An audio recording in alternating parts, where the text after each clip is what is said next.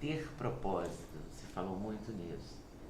E eu acho que essa é uma grande dificuldade hoje em dia, Sim, com das certeza. novas gerações, né? Ter um propósito.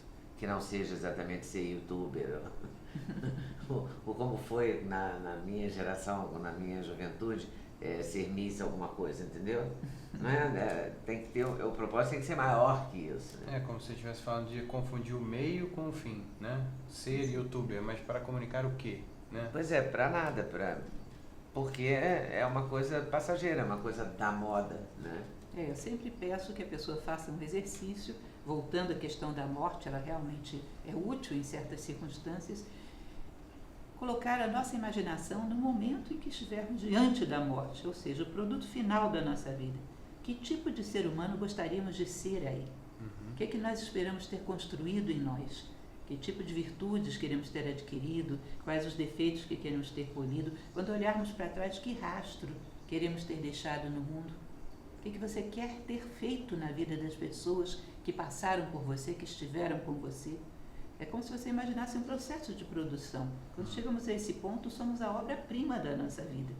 Deveríamos planejar para chegarmos aí com tudo aquilo que nós gostaríamos de ser, em termos de valores, de virtudes, o mais próximo possível do ideal de um sábio, que é o máximo de possibilidades humanas, né? Ou seja, o propósito humano está sempre no campo do ser.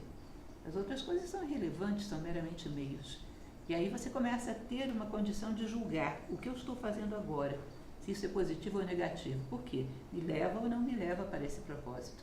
Se eu não quero chegar a lugar nenhum, eu vou cair na história do gato da Alice. Lembra? Alice no País das Maravilhas? Não lembro. Ela pergunta para o gato, qual é a estrada certa? E o gato pergunta, para onde você quer ir, menina? Ela diz, para onde eu quero ir? Eu não tinha pensado nisso não sei, não quero ir para lugar nenhum não. Para quem não quer chegar em lugar nenhum, qualquer estrada é certa. Como vamos escolher quais são os caminhos certos? Como vamos escolher quais são as ferramentas certas se não queremos chegar a lugar nenhum? Qual será a obra-prima da nossa vida? O que nós queremos construir em nós mesmos, que no fundo é a única construção real que tem. E nós mesmos, e através de nós, através do nosso exemplo, aqueles que convivem conosco. O resto é tudo banalidade, coisas passageiras. E o que você considera o caminho certo? O que os seus alunos te mostram que é uma tendência nesse momento da juventude que está aí, buscando o conhecimento, buscando um propósito? Qual é o caminho? Eu sempre tenho passado para eles essa questão do ser. Eu percebo que vêm jovens para a gente com muita angústia existencial, exatamente porque não veem um sentido maior em nada que está sendo proposto. Eu vou estudar bastante para ter um título, e esse título vai me permitir ter um emprego que remunera bem, eu vou ganhar muito dinheiro, e daí? Depois que eu tiver esse muito dinheiro? Às vezes conseguem isso muito jovens.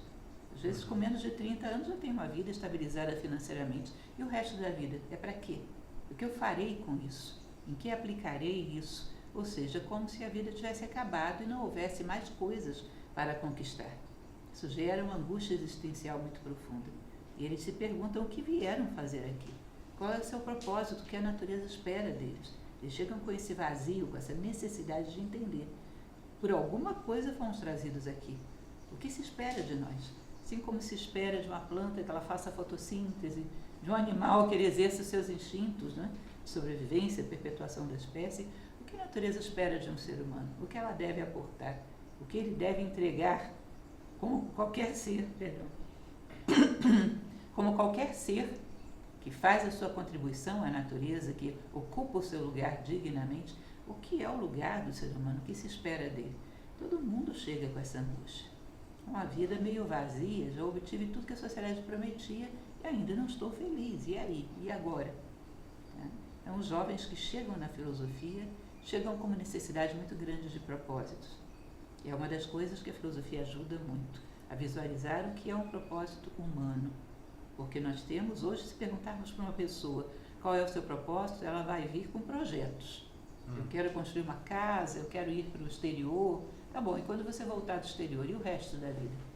Um verdadeiro propósito justifica a nossa vida como um todo, e não um pedaço dela. Não é o que você vai comprar ou vender, fazer ou deixar de fazer. É o que você vai ser, quando tudo isso estiver terminado.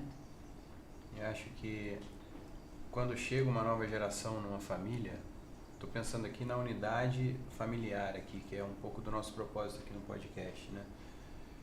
Quando chega uma nova geração, eu acho que todo mundo passa a analisar as coisas de uma nova perspectiva, porque o que a gente vai deixar de legado para ela, de herança de fato, não só a parte material também tem sua função como um meio de ação, mas como é que vai ser como é que a gente vai manter a unidade? Quem é a gente? Quem é a família Nagli? Como é que a gente vai introjetar essa parte dentro da minha filha, por exemplo, da neta da minha mãe? Eu sinto hoje eu imagino que no caso dela isso tenha acontecido duplamente, assim, né? Deve ser uma coisa meio que vai em níveis, vai em cascatas, assim, essa coisa da continuidade, além da unidade do ser, mas a unidade da família. Como é que a gente pode encaixar isso?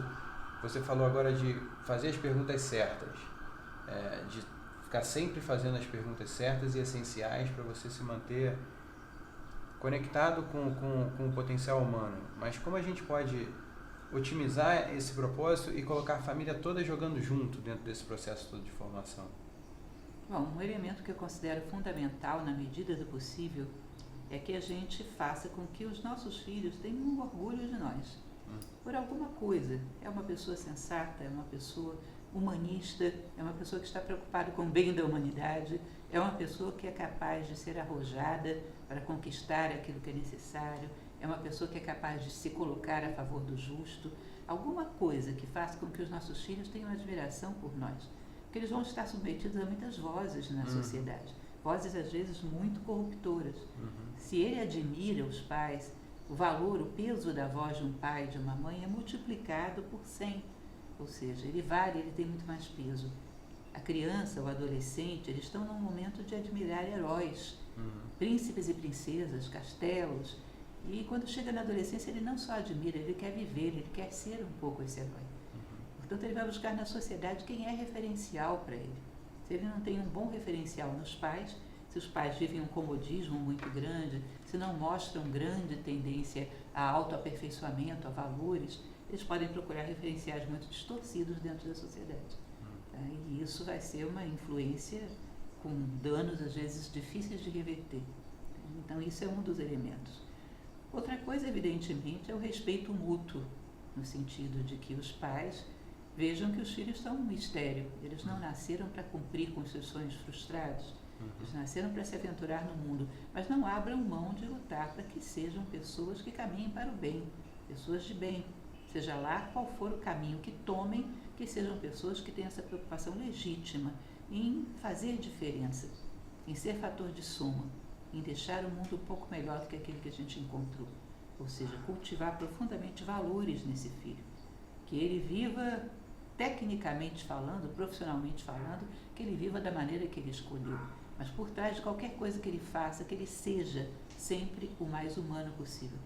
Isso é uma preocupação que muitas vezes a gente não vê tão clara assim. Os pais estão preocupados que o filho faça um bom vestibular, faça um bom curso universitário, tenha um bom emprego, ganhe bem. E, no entanto, aquilo que ele mais precisa, que é um porquê fazer tudo isso, às vezes a gente não se preocupa tanto. Dar a esse filho um referencial claro. E, por outro lado, também os filhos. Hoje, a juventude como um todo, a gente vive um ciclo que eu acho muito curioso, de desvalorização das pessoas mais velhas, do idoso. A juventude é tudo. A juventude pode tudo. Quando, na verdade, não é bem assim que as coisas funcionam.